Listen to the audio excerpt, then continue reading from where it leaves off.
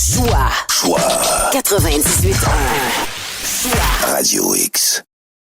Wait a minute. Marceau, le soir, avec Marceau. Radio X. 18h24, c'est le petit moment de Maître Marc Bellemare qui est au bout du fil. Maître Bellemare, bonsoir! Hey, t'es-tu couché tard hier pour écouter l'élection? J'ai, pour une fois que c'était pas moi qui faisais la soirée électorale, j'ai décidé de prendre congé puis m'occuper un peu de moi puis ma petite famille. Fait que ça a été une belle soirée, mais je restais à l'affût là avec j'avais mon cellulaire, je regardais un peu ce qui se passait. Puis comme je disais tantôt en ondes, j'ai eu un peu d'empathie pour Mme Savard qui a fait un discours de victoire alors qu'elle n'avait pas gagné. Quelle tristesse. Là. Je veux dire, en tant qu'être humain, ça doit pas être facile aujourd'hui. C'est terrible. Mais tu sais, moi, je comprends pas pourquoi c'est si pressant de déclarer quelqu'un gagnant partout. En fait, il n'y avait rien qui pressait, Maître Bellemare. Mais c'est pour le scoop. Mais c'est juste que son équipe qui l'entourait, ça n'avait pas de maudit bon sens. Normalement, on attend le discours des perdants qui concède la victoire à la mairesse et après ça, t'envoies ta mairesse, ta nouvelle mairesse faire le party puis s'amuser. Mais je vais être très honnête avec vous. Moi, j'ai vu à quel point il y avait beaucoup d'amateurisme autour d'elle à partir du moment où elle s'est présentée avec son équipe à la station ici. C'était gênant de voir ça. Là. C'était pas elle qui menait. Là. Qu'est-ce qui était gênant? Elle avait pas, elle était pas préparée, elle n'avait pas de contenu, il y avait personne avec elle. On s'en reparlera hors d'onde. Ah, Seigneur, ben c'est quand même triste, mais écoute, c'est parce qu'elle est dans un sondage, là, ça marche les affaires, puis elle est sûre de gagner, puis tout ça, puis là, oups, ça arrive à la dernière minute. Mais des fois, moi, en 2005, quand je m'étais présenté contre Mme Boucher, j'avais vu venir la défaite plus tôt avant, tu sais, parce qu'à un moment donné, les sondages ont fait qu'on a piqué du nez pas mal, à peu près 2 semaines avant le vote. Mais dans ce cas-ci, les derniers sondages étaient favorables.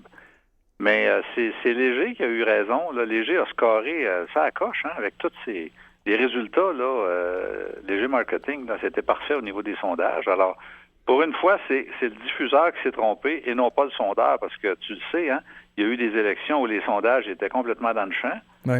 Puis les résultats ont été connus plus tard, mais dans ce cas-ci, c'est l'inverse qui est arrivé. Mais quelle histoire incroyable. J'espère que les télédiffuseurs vont faire un examen de conscience puis qu'ils vont changer les procédures. Parce que c'est sûr qu'elle, en fin de compte, en prononçant son discours, ça fait fou, là.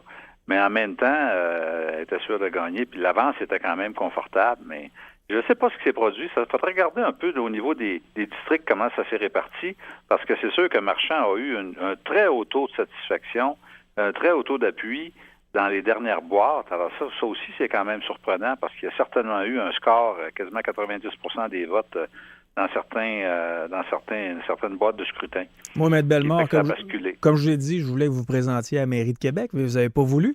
Mais si vous vous étiez présenté à la Mairie de Québec, puis ce serait arrivé hier, comme quoi, bon, vous menez dans les sondages, ce que je vous aurais conseillé fortement, c'est d'attendre que les deux autres vous concèdent la victoire, puis qu'après ça, vous arrivez en fin de soirée, puis vous faisiez le party avec vos amis, la famille, puis le staff politique. Mais c'est de l'amateurisme carrément, puis c'est elle qui en paye le prix aujourd'hui. Moi, je suis très triste pour elle. J'étais très triste pour elle hier soir, puis encore plus aujourd'hui, parce que c'est quand même quelqu'un qui a beaucoup donné là, dans les dernières semaines.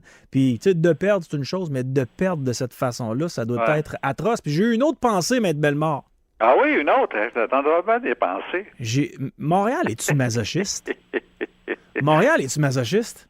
Parce qu'ils parlent juste de Montréal pendant les soirées électorales ou quoi? Non, parce qu'ils ont remis la mairesse en place. Ça n'a pas de bon sens. Ça n'a pas de bon sens. Les médias étaient favorables à Plante, là, à plein. Écoute, la dernière semaine de Coderre, ça a été n'importe quoi. Il n'y avait plus le droit de gagner sa vie, il n'y avait plus le droit d'avoir des contrats, il n'y avait plus le droit d'avoir des clients. C'est sûr que quand tu quittes la politique, à un moment donné, tu te refais, puis souvent, tu te refais à ton compte. Hein. Moi, quand j'ai été battu, je me suis refait à mon compte, puis j'ai continué mon bureau d'avocat, puis j'ai des clients. Mais c'est devenu comme un péché d'avoir des clients.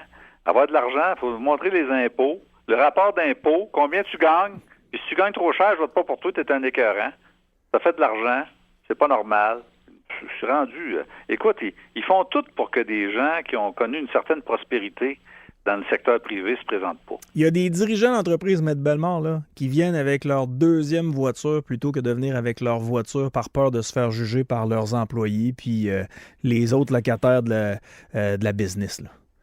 Ben oui, on est au Québec, c'est ça. C'est pas d'hier. Moi, j'ai fait des chroniques à l'époque à CHRC avec Camille Sanson pas si tu te souviens. Oui, ben oui. Sanson, l'ancien député de Rouyn-Noranda. Si ça continue comme ça, Maître Bellemare! On char le bon Dieu des écoles, on rentre le chèque. Exactement! Mais Sanson me disait que pendant les campagnes électorales, il laissait son gros Buick à maison. Ben oui. Il prenait une minoune pour se promener parce que quand il arrivait devant les églises, les chevaliers de Colomb, les filles d'Isabelle, les soupers spaghettis, s'il y avait son gros char en avant, il passait pour un riche. Alors, il se trouvait une minoune pour se promener pendant les campagnes électorales. Et là, on parle des années 70, là. Alors, faut pas montrer ça au Québec, mais là, c'est devenu pire que pire, parce qu'en obligeant les gens à présenter leur rapport d'impôt, il y a plein de monde qui se présentera pas. Si tu sais, toi, quand on va te présenter ton rapport d'impôt, tu as fait une bonne année l'année passée, là. Ouais. Tu vas devenir le sujet de conversation. Ouais, honnêtement, je trouve que c'est contre-productif. Ben, honnêtement, Maître Bellemare, j'en ai rien à battre. Moi, la semaine dernière, j'ai parlé de ça avec François Gariepi puis Brendan. Tu sais, cette façon-là de faire, c'est-à-dire de dire comment on a gagné dans la dernière année ou l'autre année d'avant, je trouve que c'est désuet, à moins que, dans le cas où on veut des candidatures de choix pour la mairie de Québec, la mairie de Montréal, pour être premier ministre du Québec, si on se dit, ben vos 5 meilleures années, on fait une moyenne de ça, puis ça va être ça, votre salaire en politique, je trouve que ça a une certaine pertinence. Si la personne a fait 500 000 pendant 5 ans, sa moyenne de salaire, c'est 500 000, ben pour être premier ministre du Québec, plutôt que le salaire de crève-faim à 160 000, ça va être 500 000. Oui, puis à la limite, les électeurs pourront se faire un choix à partir de ça, puis dire, ben moi, ça ne me tente pas de payer 500 000 de salaire à mon maire, fait que je vais plutôt voter pour celui qui en a gagné 100 000 ou 50 000. Tu sais. L'électeur fera son choix. Mais effectivement, c'est pas une mauvaise idée. Christian... D'assurer un revenu pour au moins pour les 4 prochaines années qui correspond à ce que tu as gagné. Parce que si tu l'as gagné, c'est parce que tu as fait des efforts pour. Puis t'en venir en politique, puis couper ton salaire de 30, 40, 50 % exact. Et tu viendras pas. Ah ouais, mais regardez Christian Dubé. Christian Dubé, c'est un gars qui gagne environ 1 million par année. Oui. Là, il s'en va en politique. Ça veut dire qu'il... Brendan, regarde-moi dans les yeux, là. Christian Dubé, pour faire le sacrifice de s'en aller en politique, perd 850 000 par année. Ouais, beaucoup d'argent. Quelque chose. Je comprends pas sa décision. Une fois battu éventuellement, je pense qu'il veut. Moi, je pense que Dubé, c'est un politicien sincère. Ça veut pas dire qu'il fait pas d'erreur. Ouais. Mais je pense qu'il est de bonne foi, il est compétent. Puis il a accepté de. Puis je pense qu'il y a eu l'appel de Legault aussi. À un moment donné, là, tu sais, je me souviens, moi, en 2003, quand j'ai fait la campagne électorale avec Charest, Couillard, qui était pressenti pour être ministre de la Santé à l'époque, lui aussi a coupé son salaire de pas mal. Là. Exact. Il s'est présenté. Pourquoi? Parce que ça sentait le pouvoir, ça allait bien pour le parti, puis il avait besoin de ce gars-là à santé, puis il a dit, Philippe, si tu viens que nous autres, ça va donner une swing à notre parti, puis on va peut-être gagner grâce à toi. Comme Yves Séguin a quitté sa job de fiscaliste en 2003 pour se présenter puis devenir ministre des Finances dans le gouvernement Charest. Tu sais, il y a des moments, à un moment donné, où tu as un appel, là, puis là, c'est, garde, si tu viens que nous autres, là, tu augmentes nos chances de succès de 25 %. Ça peut devenir, à un moment donné, un élément important si tu joues un rôle important dans ce gouvernement-là. Mm-hmm. Moi, je pense que ça joue, mais c'est sûr que financièrement, c'est sûr qu'un ministre, ça gagne quoi, 200, 225 000 actuellement? Nous autres, dans le temps, c'est 150 000. Un ministre au Québec, c'est 160, 170 à peu près. Ben moi, c'est 150 000 en 2003, ça n'a pas monté bien. Non, ça n'a pas monté bien. Mais en tout cas, c'est sûr que tu as une coupure de salaire, mais tu sais, le pouvoir, c'est grisant, là. Faut penser à ça, là. Si tu t'en vas dans un parti, c'est sûr que s'il s'était présent, si Dubé avait eu la moindre doute que Legault allait pas être élu, s'il avait pensé que Legault allait perdre son élection en octobre 2018, je pense qu'il ne serait pas allé. Mais il était convaincu qu'il allait gagner, puis qu'avec sa contribution à lui, Dubé, il allait gagner encore plus fort, puis qu'il allait jouer un rôle central dans le gouvernement. Mm-hmm. Moi, je pense que ça, là, ça a fait qu'il est allé, puis faut pas trop qu'il pense aux finances. À un moment donné, il se laisse aller par une espèce d'euphorie. Moi, je pense que M. Dubé avait un objectif personnel. Là. Il s'attendait sincèrement à ce que François Legault débarrasse à la fin de ce mandat-ci. François Legault a annoncé qu'il allait se représenter pour le prochain mandat. Ben, je vous gage un 2 piastres en métal, Maître Bellemare, que Dubé va sacrer son camp. Parce que je suis persuadé que son objectif à Dubé, c'était de devenir à un moment donné premier ministre du Québec, puis ça n'arrivera pas. Puis il y a 63, Christian Dubé, là, il ne sera pas capable d'attendre encore un autre 4 ans, ou bien 5 ans en fait, là, pour être premier ministre du Québec. Là. Il va juste sacrer 65. 65? Ouais, c'est ça. Il va s'en aller. Moi, je pense qu'il va se représenter. Moi, je pense que Christian Dubé, son objectif, là, c'était que Legault débarrasse après ce mandat-ci, puis qu'il prenne sa place, puis que là, ça se fera pas. Il s'en va, j'en suis persuadé. Après moi, il en a eu plein son casse. Là. Peut-être dans 4 ans. À 69, c'est pas pire. Les gens meurent plus aujourd'hui, à moins de la part de la COVID. Là. Les gens meurent plus. La petite pilule, écoute, les fonds de pension sont en train de buster. Là.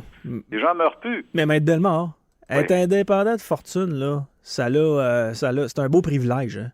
Ouais. Qu'est-ce que vous allez faire en politique quand votre vie va appartenir au public? Là? Peu importe la décision que vous allez prendre, vous allez être contesté, vous allez toujours devoir défendre vos décisions. Votre femme, vous la voyez pratiquement pas. Vos enfants, vous les voyez pratiquement pas. Moi, je pense qu'il va s'en aller parce qu'il ne pourra pas être premier ministre, parce que Legault se représente. Ça dépend aussi du lastique. Là. Est-ce qu'il va retourner? Il est à la caisse de dépôt, lui? Oui, il était à la caisse de dépôt et placement, mais avant ça, il était à Cascade. Bon, est-ce qu'il va retourner à la caisse de dépôt? Je ne sais pas. Il y a peut-être une possibilité de retourner dans le monde des affaires. Si c'est pas le cas, repartir à zéro, c'est pas le fun. Hey, Puis là, il a une belle job. Là. Il dirige la moitié du budget. Il y a 50 milliards à gérer. Là. Il va avoir une belle job et à chaque fois qu'il parle, il a de l'air à moitié mort. Chronique de Maître Marc Bellemare. Ce soir, on commence avec le droit à l'avocat. Oui, ben écoute, le droit à l'avocat, c'est important. Puis il y a un gars, là, un ancien avocat, justement, Samuel Beaugé Malenfant. Oh! Alors lui, là, ils l'ont pas. Il était avocat, mais là, il l'est plus, heureusement. Mais il n'est pas vieux, d'après la photo que je vois, là. Il doit être à peu près dans la jeune trentaine. Alors, 28 ans. Alors, lui, il est entraîneur de hockey dans les écoles secondaires de l'Ouest de Montréal, etc. Puis il a placé des caméras dans des maisons, dans des salles de bain pour pogner des images de jeunes, pornographie juvénile et voyeurisme. Il a été arrêté, mais on lui a pas donné le droit à l'avocat. On lui a pas permis d'appeler un avocat. On l'a intercepté sur le bord de la route. Il faisait frette, puis tout ça. Puis là, le juge dit, ça n'a pas de bon sens. Il n'a pas pu consulter un avocat dans des moments stratégiques. Et puis, l'avocat, c'est le rempart contre l'abus de la police, puis ci, puis ça. Fait qu'imagine-toi donc qu'ils ont scrappé toutes les accusations. Il en reste quelques-unes, mais il ne sera jamais jugé pour ces accusations-là. Moi, écoute, je suis d'accord avec les chartes, là. Puis c'est vrai qu'il y a des droits fondamentaux, mais personnellement, on devrait tenir compte de la gravité de l'infraction, je pense. Puis ça, on dirait que ça revient jamais d'un jugement qui sont rendus dans ce domaine-là. On dirait que si le droit à l'avocat n'a pas été respecté, paf, c'est réglé. Mais est-ce qu'on tient compte des jeunes? Est-ce qu'on tient compte des familles? Est-ce qu'on tient compte, dans une certaine mesure, de la balance des inconvénients?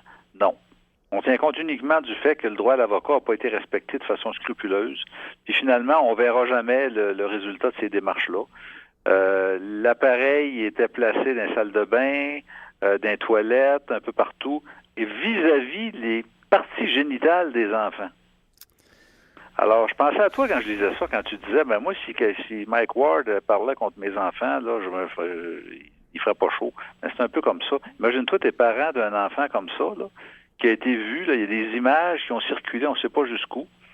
Puis ce gars-là ne sera jamais jugé pour cette conséquence-là parce que il y a eu la chance ou la malchance, interprète ça comme tu veux, de ne pas avoir droit à l'avocat. Puis c'est pas la première fois que ça arrive. On parle d'une trentaine de victimes alléguées. Il y a 2 accusations pour des contacts sexuels. Il y a 6 chefs de production de pornographie juvénile qui ont aussi été ajoutés. Là, dites-moi, Maître Bellemare, ce gars-là... Ça me révolte. Ce gars-là, il n'y aura pas de dossier criminel, mais il n'y a rien qui l'empêche d'être coach demain matin, ni avocat. Ben, effectivement, parce qu'il n'y a pas de condamnation. Mais... je pense que la couronne, là, le DPCP doit aller en appel de ce genre de jugement-là. Moi, ça serait systématique. Tout ce qui touche les chartes, les accusations qui tombent à cause de Jordan, parce que ça a pris trop de temps, les gaffes de la police, là, pour le maire de Mascouche, là, on devrait aller en appel de ça. Je comprends pas pourquoi ils vont pas en appel systématiquement. La Cour d'appel, éventuellement, pourrait être sensible à ça, parce que c'est pas parce que la Cour du Québec décide de casser les accusations pour des raisons de droits fondamentaux, de droit à l'avocat, de délai avant d'être jugé, que le DPCP doit arrêter de se battre, là. Parce qu'à un moment donné, j'ai l'impression qu'il y a beaucoup, beaucoup d'acquittements pour des crimes de nature sexuelle sur les enfants qui sont les pires crimes. Alors, il faudrait développer une jurisprudence, des tendances au niveau de la Cour d'appel qui seraient favorables à la couronne. Parce que là, on dit tout le temps, on regarde la possibilité d'aller en appel, mais ils n'iront pas, comprends-tu? Alors, moi, ça me désole beaucoup. Ah, des fois, vaut mieux se taire, hein? Quand on Ouais. est fâché comme je suis fâché présentement, je trouverais ça totalement débile que ce gars-là puisse continuer d'être avocat, puisse continuer de côtoyer des enfants sans que rien puisse l'en empêcher, là, parce qu'il y a eu erreur des policiers. Il y a eu une médiatisation quand même assez forte, là, qui fait en sorte que j'espère qu'il continuera pas de coacher des enfants. Mais il y a 28 ans, puis effectivement, il va passer à côté d'une condamnation qui était évidente parce qu'il y avait du matériel à plein. Puis écoute, il a placé des caméras tout partout, là. Des caméras espionnes dans les salles de bain, là, c'est pas rien. Là. C'est même pas des images impersonnelles, là, parce qu'il y a du monde qui manipule du matériel pornographique juvénile, mais c'est des petits-enfants qui sont en Afrique, en Asie, en Europe, un peu partout, en Amérique, mais qui sont dépersonnalisés, comprends-tu? Il n'y a pas de noms qui sont associés à ça. Mais lui, il y avait des caméras pour filmer des jeunes qui sont reconnaissables, là. Alors voilà, c'est ça notre justice. Master Belmore, do you speak English a little bit? Ouais, les juges anglophones. Ça, Ouais. je vais parler de ça. Moi, j'ai pas de trouble avec ça, moi. Ben moi, j'ai des troubles avec ça. Ben, moi, je je sais. trouve que c'est inacceptable. La juge en chef de la Cour du Québec qui poursuit le ministre de la Justice. Puis moi, Simon Jolin Barrette, c'est pas mon ami, là. Puis il y a bien des fois, surtout dans la réforme de l'IVAC, là, j'ai dénoncé beaucoup ses approches. Mais là, je pense qu'il a raison. Parce que la Cour du Québec demande en Cour supérieure d'annuler des avis de sélection de candidats, des avocats qui veulent être juges, parce que ils maîtrisent pas la langue anglaise. Alors, ça veut dire que dans plusieurs districts de la région de Montréal, la juge en chef demande que les juges parlent anglais. Sinon, ils peuvent pas être juges. Alors, tu sais, dans le district de Montréal, Joliette. Il y a des Anglais à Joliette, hein? Beaucoup d'Anglais à Joliette. Laval, Labelle, Terrebonne. Non, mais moi, je pense que des avocats compétents, là, qui connaissent le droit, qui sont francophones, devraient tous pouvoir être juges, comprendre les meilleurs, qu'on n'exige pas nécessairement le bilinguisme. Je suis d'accord, par contre, avec le fait que si tu as un immigrant qui parle pas, ou un Rousseau, en quelque part, le président d'Air Canada, là, lui, est accusé là, d'un crime quelconque, imagine, là, puis il s'en va en cour, puis il va pouvoir exiger que le juge soit bilingue. Alors, pourquoi, lui, il n'y aura pas un interprète? Parce que moi, si j'ai un problème dans l'Ouest canadien, puis que je suis accusé de quelque chose, puis que je parle juste français, on va me fournir un interprète. On n'exigera pas que le juge parle français. On va me fournir un interprète. Si je parle ukrainien, ça va être la même chose. Si je parle espagnol, ça va être la même chose. Mais le juge, lui, il n'a pas besoin de parler ma langue, là. Mais Maître Bellemare, là, j'ai l'impression qu'on a un conflit de génération. Pourquoi? Parce que dans votre génération, il y avait c'était pas un gros pourcentage de personnes dans votre génération qui parlaient en anglais. Maintenant, les jeunes de 20-25 ans, pour la plupart, sont bilingues. Est-ce qu'ils sont parfaitement fonctionnels dans les deux langues? Je suis pas sûr, mais ils sont capables de discuter dans les deux langues. Puis rendu à l'université, je veux dire, la plupart de... Est-ce que vos livres étaient en anglais quand vous avez fait votre bac? Ben oui. OK. Bon, aujourd'hui, ça doit être encore ça. Là. J'imagine qu'ils sont capables de plaider soit en français puis en anglais aussi. Oui, mais à un instant, là, si tu entends un procès pour une agression sexuelle, c'est pas juste une maîtrise élémentaire de la langue anglaise que ça te prend une parfaite maîtrise de la langue anglaise parce qu'il faut que tu sois capable de déceler toutes les subtilités. Ça veut dire que les avocats vont te parler en anglais, ils vont plaider en anglais, puis il faut que tu sois très à l'aise en anglais, puis c'est pas une langue, une approche, si tu veux, positive de la langue anglaise qui va te permettre d'être nommé juge. Là, on parle d'une maîtrise de la langue anglaise pour des postes de juge de la Cour du Québec. Moi, je compte ça. Moi, je suis d'accord avec le ministre. Un avocat qui maîtrise pas suffisamment la langue anglaise devrait pouvoir être nommé juge à la Cour du Québec, même à Montréal. Moi, c'est ma position. Parce que si on exige le bilinguisme, on va se priver de bons juges, francophones par ailleurs, qui maîtrisent pas bien l'anglais, mais qui sont de bons juges, compétents. Puis toi, de l'accusé, là, ben, on va te fournir un interprète. Pourquoi pas? C'est l'interprète qui va traduire. Tout aussi simple que ça. Parce que si le gars, il parle anglais, puis il impose l'anglais aux juges, puis à tous les avocats, puis même au jury, à la limite, là, ça va loin, là. Alors, moi, je compte ça, puis je suis pour que le ministre tienne son bout là-dedans. OK. Ben voyez-vous, j'ai un avocat qui m'écrit. Il me dit la plupart des gens qui étaient dans sa cohorte parlent tout anglais, sont tous capables de se débrouiller en anglais sans aucun problème. Là. Sont capables de plaider en anglais.